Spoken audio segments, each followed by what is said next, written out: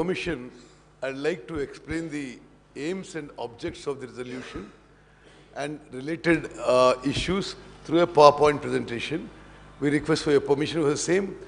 So very briefly, I'll try to cover certain issues regarding Krishna River projects and issues related to that, because ఈ గత 3-4 వారాల నుంచి తెలంగాణ రైతాంగానికి, తెలంగాణ ప్రజానీకానికి కొంత అపోహలు, అనుమానాలు ఉండే విధంగా కొందరు పెద్ద మనుషులు మాట్లాడుతున్నారు.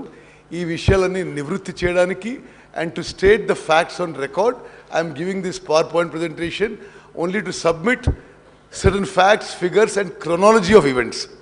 Next. So we will just cover background of this issue, then Krishna Water Disputes Tribunal 1, Bachawat Award, Andhra Pradesh Reorganization Act, the terms of reference to Krishna Waters Disputes Tribunal 2, chronology of meetings and events from 2014 to till date, and government resolution. I have already moved it. Next. సరే, మీ అందరికీ తెలిసినట్టుగా భారతదేశంలో గంగా నది, గోదావరి తర్వాత కృష్ణా నది is the third longest river. ఈ నది మహారాష్ట్రలో మహాబలేశ్వర్ అనే ప్రాంతంలో మరి అక్కడి నుంచి స్టార్ట్ అయ్యి 1400 కిలోమీటర్లు it passes through Maharashtra, Karnataka, Telangana and Andhra Pradesh before it joins Bay of Bengal.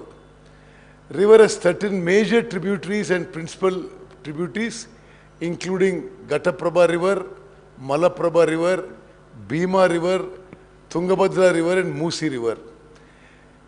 ఈ నది తెలంగాణ రాష్ట్రంలో నారాయణపేట్ జిల్లాలో తంగడి విలేజ్ దగ్గర ఈ నది తెలంగాణ రాష్ట్రంలో ఎంటర్ అవుతున్న విషయం కూడా నేను మనవి చేస్తున్నాను. Next Google map. ఈ నదీ ప్రవాహం ఒకసారి మనం పరిశీలన చేద్దాం. ఏ విధంగా ఈ నదీ ప్రవాహంలో ప్రత్యేకంగా శ్రీశైలం రిజర్వాయర్పై గత 10 ఏళ్లుగా గత పాలకుల నిర్లక్ష్యం, అశ్రద్ధ, అసమర్థత వల్ల ఏ విధంగా తెలంగాణ రాష్ట్రానికి కృష్ణా నదీ జలాల్లో మనకు అన్యాయం జరిగిన విషయం నేను ఈ గూగుల్ ఎర్త్ మ్యాప్ ద్వారా తెలియజేస్తున్నాను. ఈ రివరు మహాబలేశ్వర్ మహారాష్ట్రలో మొదలై just go along the flow. ఇది మహారాష్ట్రలో 115 కిలోమీటర్లు ట్రావెల్ చేసి కర్ణాటకలో ఎంటర్ అవుతుంది. కర్ణాటక నుంచి ఇక్కడ ఒక హిపార్జీ బ్యారేజ్ అని, ఆ తర్వాత మూవ్ ఫర్దర్ ఆల్మట్టి డ్యామ్ దగ్గర వాళ్ళు స్టోరేజ్ చేసుకుంటున్నారు. ఆ తర్వాత నారాయణపూర్ దగ్గర,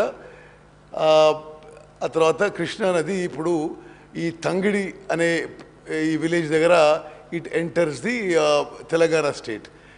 తెలంగాణ స్టేట్ ఎంటర్ అయిన తర్వాత జూరాల రిజర్వాయర్ ఉంది. అక్కడ గతంలో కట్టిన ప్రాజెక్ట్ విషయం మీ అందరికీ తెలుసు. I will not go into details of that.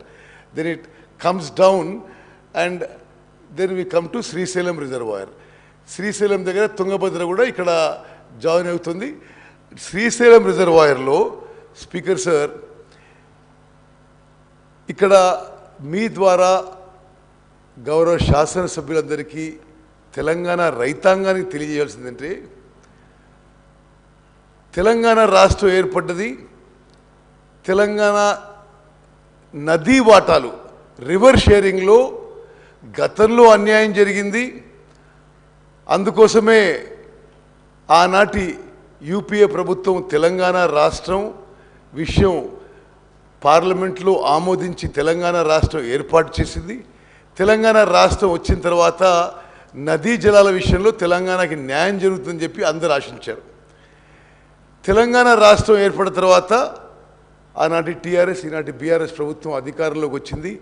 ఈ 10 ఏళ్లలో గతానికంటే ఎక్కువ తెలంగాణ రాష్ట్రానికి కృష్ణా నదీ జలాల్లో అన్యాయం జరిగిన విషయం నేను ఫ్యాక్ట్స్ అండ్ ఫిగర్స్ మ్యాప్ ద్వారా మీ అందరికీ కూడా శాసనసభకి, తెలంగాణ ప్రజానీకానికి తెలియదలుచుకున్నారు.